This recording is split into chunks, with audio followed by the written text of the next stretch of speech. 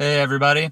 So today I wanted to talk about the 5 things that will make you successful in passive real estate investing.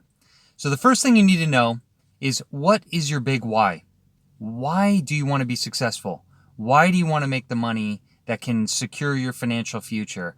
Why is it that you want to increase your passive cash flow? You need to understand what that is. You need to dig deep. Different people have different reasons for wanting to be successful. You have to figure out yours. The second thing you need to do is set your goals based on your big why.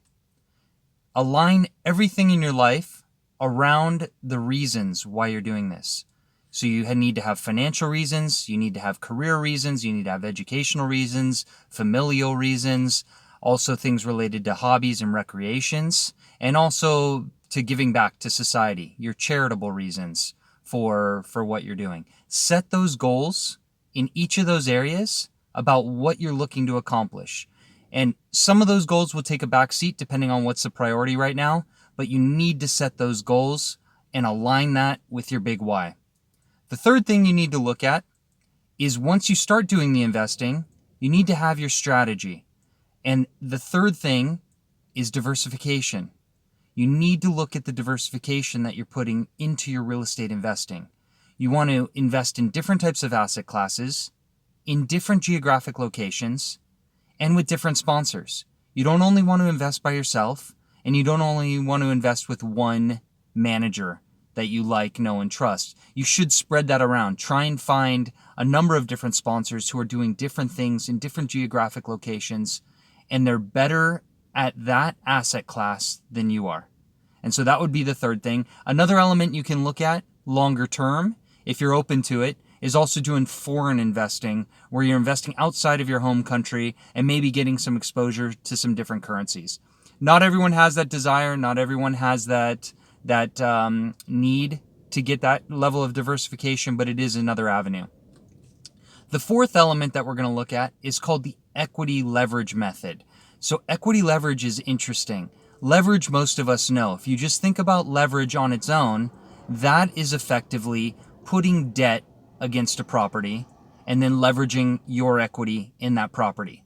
Equity leverage goes one step further, in that you are actually leveraging upon leveraging. And what I mean by that is, you're investing in a property. You're not putting all of the equity in yourself. You are co-investing with other sponsors, other investors who are investing in that deal.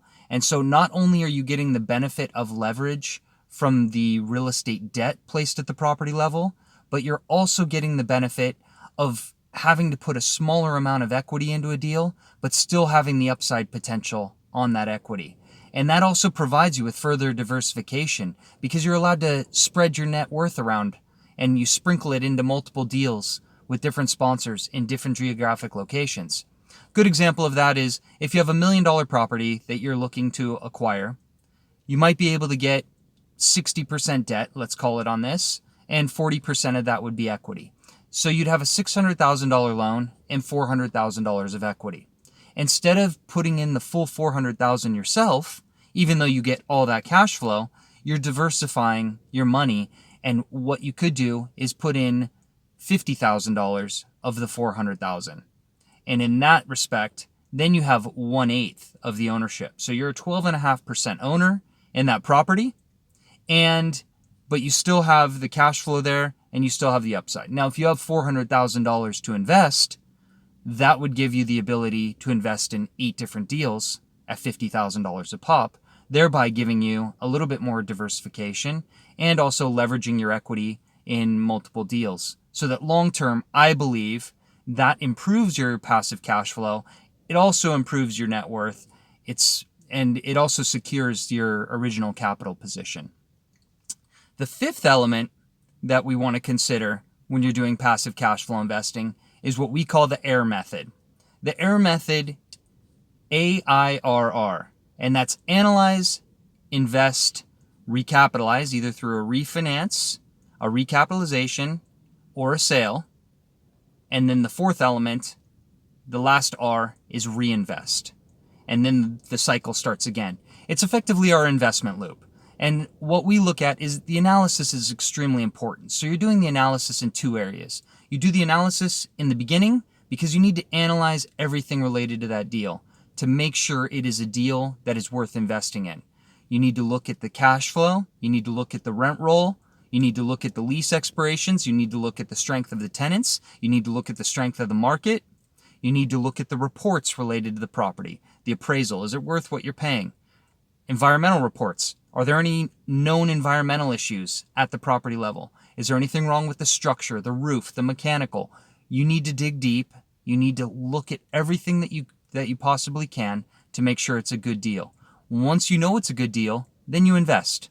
And you do it with confidence. Sure, you may have some doubts, but the doubts are good. It's your gut check. If you don't have a lot of doubts, that's really good. If you have a lot of doubts, it may be a deal that you walk away from. But you shouldn't walk away just from fear. If you've done your analysis and everything is coming out positive, then you should invest. The next thing you do is at some point in the future, you refinance the property, you recapitalize it, or you sell it.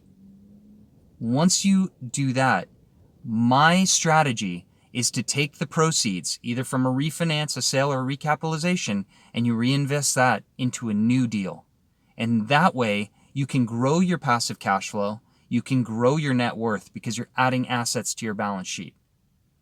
Those are the 5 things you need to look at when you're considering being a passive cash flow investor, and those are the things that will help you long term in growing your passive cash flow as well as your net worth. Till next time, thanks very much, and I'll look forward to talking with you soon.